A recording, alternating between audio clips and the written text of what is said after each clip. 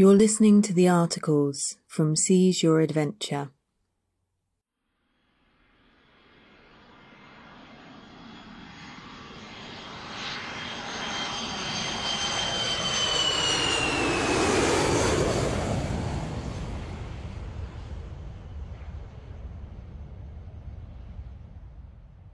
My story begins in primary school in 1993. I was 10 years old when I had my first seizure in a music lesson playing the recorder like a flute. I think I recall learning how to play Three Blind Mice. When I was young, this recorder lesson was one of my favourite lessons at school. My sight drifted off, but I remember seeing a vivid shot of my teacher. Then it was like her frame had been cut off from the film. I was rushed to hospital and given an EEG. I don't really remember much about it because I don't know what was going on and finding it confusing, and was told I had epilepsy. I had never even heard of epilepsy before. The doctor had explained it to me. He said I had a seizure and explained to me what a seizure was and confirmed it was epilepsy and sent me home. Next day, my friends and teacher came to me and asked what happened. I told them I was diagnosed with epilepsy. It was all a strange vibe to me at first, but I was living with it, so I got used to it after a while. My seizure was in the last year of my primary school, so my epilepsy didn't affect me badly till I went up to secondary school. I tried to go on a couple of ski trips in 1995 and 1997, but I was declined both times because I had epilepsy, which was really heartbreaking for me. In 2013, I started travelling with my friend Terence from work. I had told him I had a bit of money saved up, so he recommended I do a bit of travelling. He had been to quite a few countries himself. We went to Ibiza and Australia. This made me feel at ease. This one time where we went to Iceland and I had a tonic-clonic seizure while I was sleeping. All I remember was waking up with a massive headache. He was sleeping in the next room and he told me he heard me moaning, a little thing I do while I have my seizure, and he rushed to see what was happening. This was the first time he had seen me have a tonic-clonic seizure, but luckily it only lasted about 5 minutes, so he didn't need to call any emergency services, and I was able to come out of it. Then in 2015, I decided to go to America. It had been a lifetime dream. The idea of being in a Big Apple and seeing the Statue of Liberty really intrigued me. We started making plans. We talked about all the places we wanted to go to, but one day he came to me and said he wasn't able to go.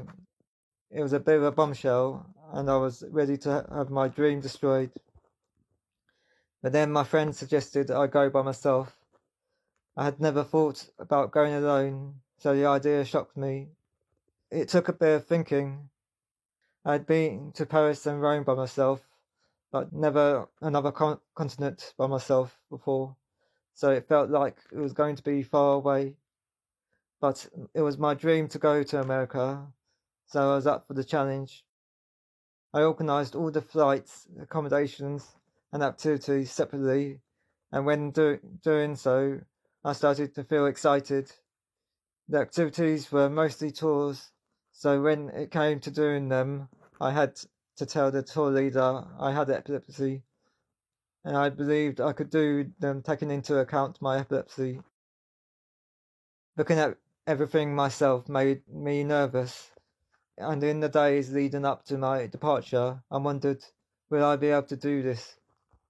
When the big day came, I was carrying my luggage and a bag of mixed emotions through the check-in and security, knowing that it was just me on this journey without my friend made me nervous, but I was able to get through the standard procedures and once I was on the plane I was able to relax and fall asleep.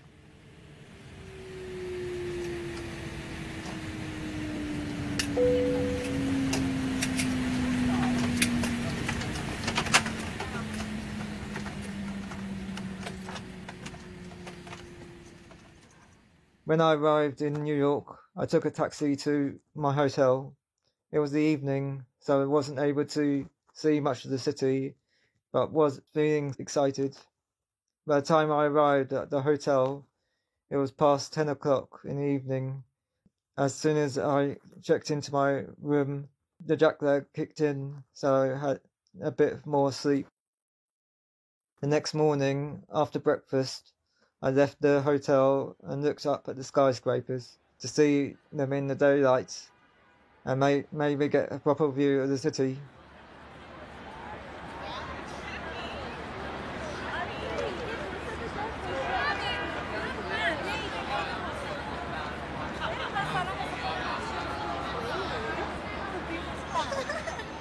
I've done it, I thought to myself. I made it to America. My lifelong dream had come true. I had booked a tour to the Statue of Liberty for the first day because that was the first thing I wanted to see in New York. I went via the subway to the port because I heard this was the best way to get there, and got on the ferry to Liberty Island. The weather was a nice sunny cool breeze. Being on this day tour helped me get over the nerves of being alone because I was around other people. As the island came closer and closer, I was finding it more and more amazing. I just couldn't believe I was seeing it for my very eyes. It was definitely bigger than I expected it to be. Then when I got there, I got off the ferry, it took my breath away. To be right in front of the Statue of Liberty was just stunning. Over the 4 days I was in New York, went to places like Times Square, Empire State Building, and Ground Zero, where the Twin Towers used to be. I wish my friend had been with me on this journey, but was also excited doing it by myself, as I had never done something like this before. After New York, I went on to San Francisco to see the Alcatraz prison and the Golden Gate Bridge, another landscape I had always wanted about visiting. Las Vegas to see the Grand Canyon, and then Miami to have a couple of days on the beach. It was like a little tour of America from the East Coast to the West Coast and back. Along the way, I would talk to the people in bars and restaurants to find out the culture. On one night, I went to a bar and baseball was being shown on TV. This was something I didn't have much knowledge about, so I asked someone in a bar how the tournament works. I also found some cities could be more upbeat than others. When I got back home to London, I found out that the friend who didn't come with me had been talking about me. He had told everyone he knew what I'd done travelling across America with epilepsy, maybe because he was impressed. When he said that to me, made me feel proud of myself. I felt like I had accomplished something and felt more confident in travelling. When I travel, I always have my medication in their original boxes and a pharmacy bag so the airport knows it's medication. I try to take my medication at my destination time so my body can realign itself, including taking it on the plane. I let people know when I will be back from trips. I also usually have a travel buddy and he always checks up I have taken my medication.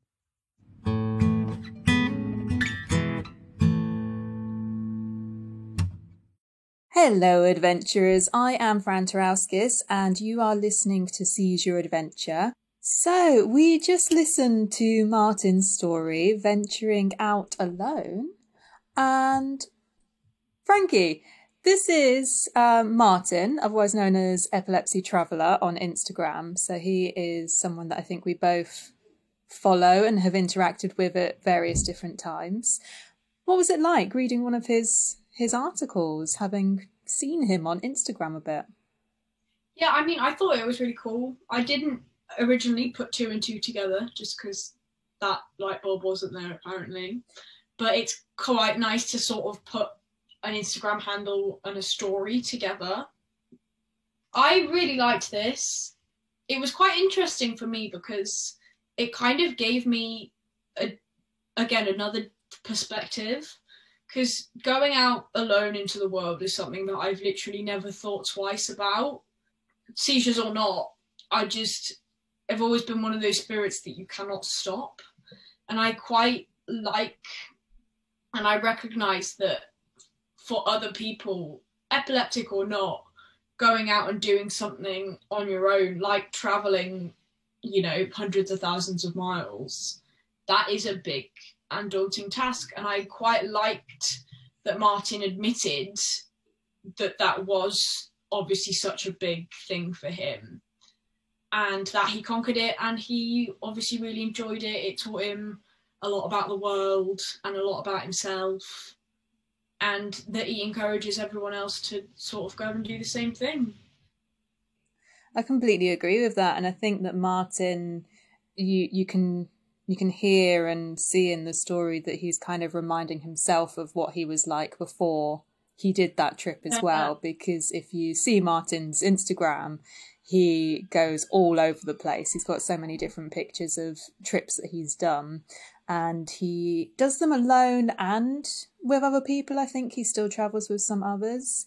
And one thing I really liked in Martin's story was that friendship that he had with his colleague from work. Yeah. So that was so nice to have someone that was there who he'd been on trips with, and obviously was aware of his epilepsy and was helping him with that side of things if he needed any help on trips.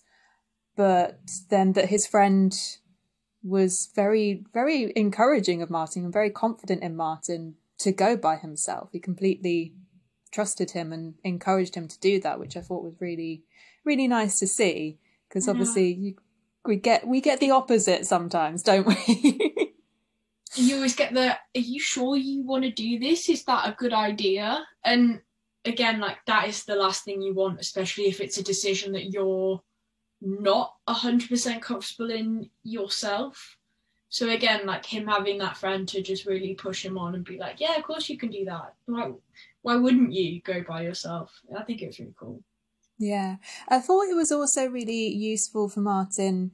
In a couple of different places, he explained quite nicely how he did things. So he was talking about the fact that it was an organised trip. So he spoke to the, I was going to say trip advisors. Is that the right word? Spoke to the trip organisers. Trip organisers? I'd go with trip organisers. But TripAdvisor, if you want to sponsor us, then please do. Yeah. That'd be great. But yeah, have landmarks. Yeah, but he did. His story goes into the fact that he spoke to the trip organisers and that kind of thing, and he does little checks every now and then in terms of, this I was confident with, but this was brand new to me, and I really liked that went through the story in terms of this. You can see that he's in his stretch zone, so he's used to doing a certain amount of things, but then he's stretching how confident he is. So yeah, I really like that. I really appreciated how he gave tips on how he manages his condition while he's traveling and on certain trips, like how he takes medication at whatever time when he has people call him. And I just thought it was a really good way of sort of normalizing managing a condition while you're on the road or on a trip or something, and have it be something that shouldn't ever stop you from doing what you really want to do. I can imagine, like, if someone were reading it being like, oh, well, I really want to do X, Y, and Z, but I'm epileptic or diabetic or whatever. And so I love how he kind of shows that your daily care and taking your medication is something that you can accommodate into your daily routine, and not a reason that you shouldn't go. I mean, you must know this. You've obviously done your Camino, you've done other trips off by yourself. I don't know, has it ever felt for you like it's been something that stood in your way? I'm definitely better with my routine and my checks these days. I think when I went on the Camino, I was a little bit more blasé than I would be now. As how many years ago now? 4 or 5 years. I've grown up since then. And certainly when I did the Camino, there were a few times where I took my medication late and that kind of stuff. Whereas now I'm much more regimented with it. I have alarms. I do, as Martin said, when you're going somewhere across time zones, doing that thing where you start to move your medication backwards a little bit so that you can be taking it at a regular time once you arrive there. I think definitely being given lots of these little tricks and lots of these things that you can go stick to this routine, I think would be very helpful in terms of just a peace of mind, but also obviously trying to stop a seizure from ever breaking through, essentially.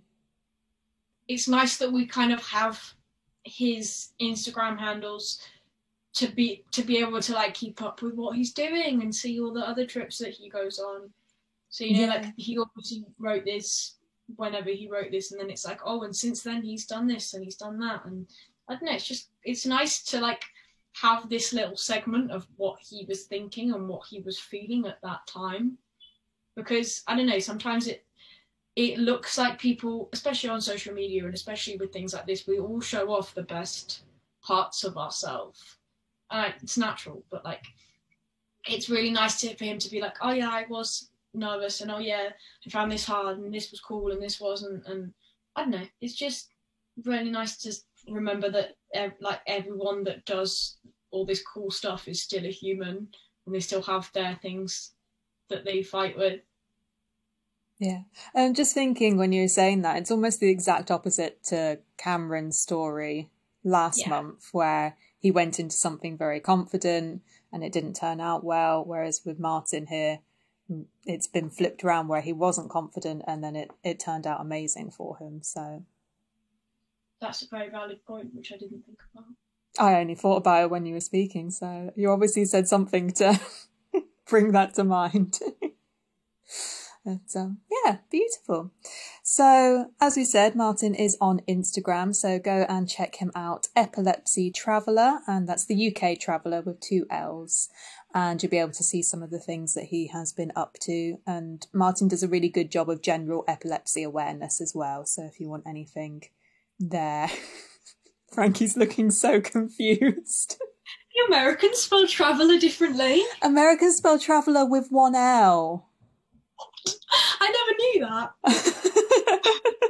Okay, I'm on board now. Traveller with 2 L's is the English way, and that is how Martin spells it, because he's British. Yeah, on board. Yeah.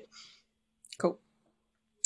So go ahead and follow Martin on Instagram for some more amazing travels with epilepsy.